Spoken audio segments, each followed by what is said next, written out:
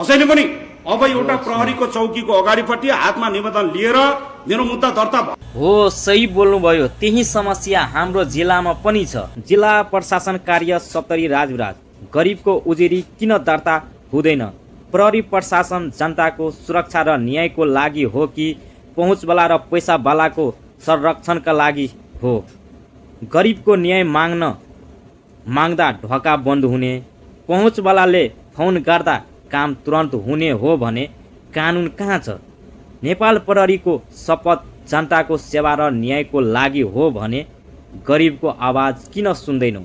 जिल्ला प्रशासन कार्यमा हामी घुम्न जाँदैनौँ, हेर्न जाँदैनौँ, हामी आफ्नो न्याय माग्न जान्छौँ। न्याय माग्ने नागरिकलाई कमजोर किन ठान्छ? हामीसँग पैसा नहोला, पहुँच नहोला, तर न्याय माग्ने अधिकार त छ। त्यही अधिकार लिएर जिल्ला प्रशासन कार्य हामी जान्छौँ। त्यही आज हामी भोगिरहेछौँ। किन हाम्रो न्याय मिल्दैन? प्रहरी प्रशासनहरू किन गरिबलाई यस्तो गर्नुहुन्छ?